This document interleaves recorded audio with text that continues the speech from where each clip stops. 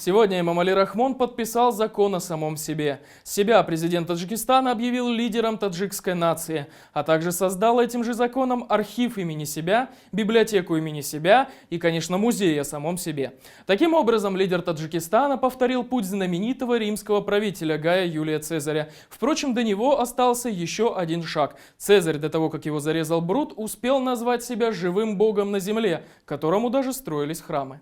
Эмомали Рахмон подписал сегодня закон об основоположнике мира и согласия лидере нации. Таким образом, он пожизненно объявлен лидером нации Таджикистана. Данный законопроект ранее был единогласно одобрен Нижней палатой и также без единого голоса против Верхней палатой парламента. Согласно закону, исполнение всех рекомендаций лидера нации станет обязательным для государственных структур, даже после того, как он уйдет со своего поста. Все важные политические, внутренние и зарубежные проблемы будут решаться по согласованию с ним. Таким образом, эксперты говорят об опасении Эмомали Рахмона за свое будущее, того, кто придет ему на смену. Лидера нации запрещено задерживать, арестовывать или обыскивать. Также подлежат неприкосновенности имущество, недвижимость, принадлежащие ему и его близким. Президент Эмомали Рахмон после того, как оставит этот пост в качестве лидера нации, будет иметь рабочую резиденцию в столице Душанбе и на своей малой родине в Донгаре. Также он пожизненно будет находиться под охраной госорганов безопасности. Под охраной будет оставаться и вся его семья. По окончании срока президентства Рахмон будет обеспечен служебным автомобилем и водителем.